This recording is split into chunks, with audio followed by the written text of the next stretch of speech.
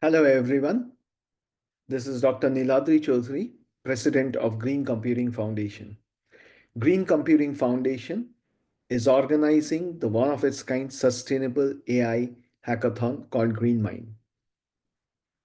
Today, in this video, I'll give you some ideas about how to practice AI in a sustainable manner.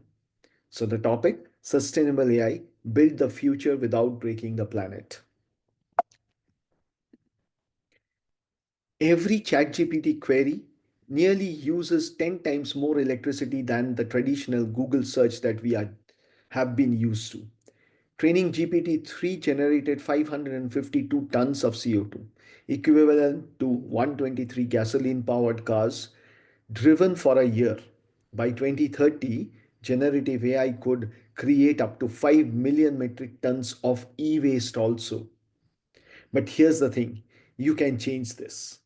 In the next 5 minutes, you will learn how to build AI that's not just intelligent, but sustainable. Let's talk numbers. AI is set to drive over 20% of the electricity demand growth through 2030. In advanced economies, India alone will need 40 to 50 terawatt hours of additional electricity just for AI data centers by 2030. The impact goes beyond energy. Hardware manufacturing, cooling systems, water usage. AI's environmental footprint spans the entire life cycle. But here's the point that India's opportunity that we get out of AI. With 46% of the energy capacity from renewables and ambitious expansion plans, India can lead in sustainable AI. Sustainable AI rests on four core principles. First, right size your model. You don't need a large model for everything. Ask yourself, do you actually need a GPT-4 scale, or will a fine-tuned smaller model work? Progressive model development start simple, add complexity only when justified. You don't need a common large language model like ChatGPT, where you are going to ask for a food recipe, where you are going to ask for some research, where you are going to ask for specific business case related activity, and where you are also going to ask the same chat GPT for creating a picture. No, you don't need that. So look at what you need it for, the problem first approach, and then choose the right model. Second, optimize everything. Use mixed precision training, gradient accumulation, early stopping with environmental awareness. Third, time and place matters. Schedule training when renewable energy is abundant. Use carbon aware scheduling. It can reduce emissions by 30 to 50%. And fourth, measure relentlessly. You can't improve what you don't measure. So tools like Code Carbon, Sustain IT, green algorithms, and makes all these to be useful. Now let's get practical. Three immediate actions for your next project and for your hackathon. One, implement carbon tracking from day one. Add 4 lines of code with Code Carbon or use Sustain IT and track emissions in real time. Make sustainability visible to your team. Two, optimize your model architecture. Use knowledge distillation, quantization, pruning. A student model can retain the 95% accuracy with 75% fewer parameters. Again, the 80-20 kind of rules, right? Design for edge development. Move inference closer to users. Edge computing reduces data transmission latency and central server load. Bonus tip for the hackathon participants, implement active learning.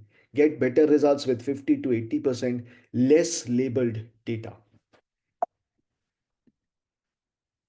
Think beyond just software.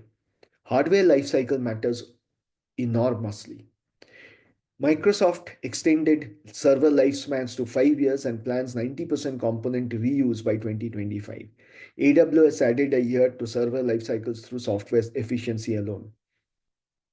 Design for circularity. Choose cloud providers with renewable energy commitments.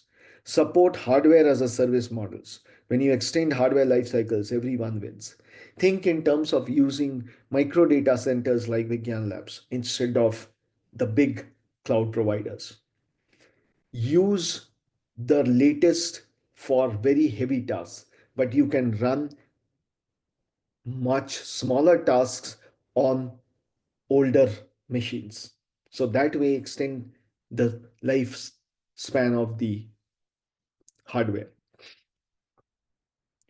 Teams that implement these practices report better model performance, lower cost, and higher innovation roles. Constraints breed creativity.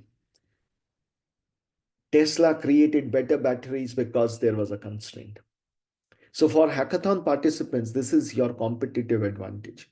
Judges increasingly value sustainability. So, for practitioners, this is your career differentiator because these are the kind of skill sets and knowledge that you will require in the present day and in future for the work that you are going to do when you get into the corporate worlds and those who are already in the corporate world because the customers today are asking these questions. The tools are ready, the techniques are proven, the planet needs your innovation. So start today, visit sites like greencomputingfoundation.org for tools and resources, join the sustainable AI community, build the future without breaking the planet. Here's the reality: sustainable AI isn't a constraint on innovation, it's a catalyst. We have to use AI as a catalyst, as an enabler, not like a magic wand. So, sustainable AI, the future is green.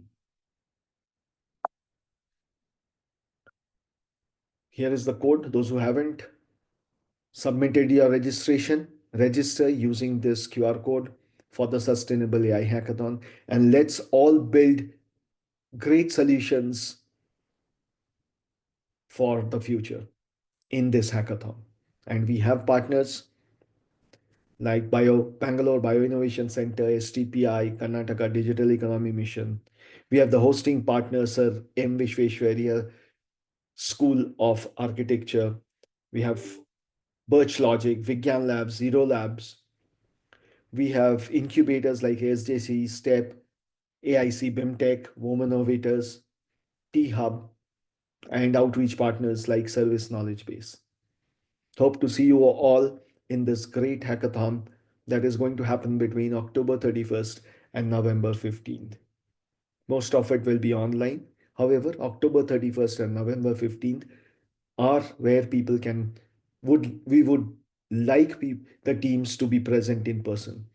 October 31st, you meet your mentors for the first time and have a workshop, whereas November 15th, the finalists presents their solutions in front of the jury in person, both in Bangalore. Thank you, everyone.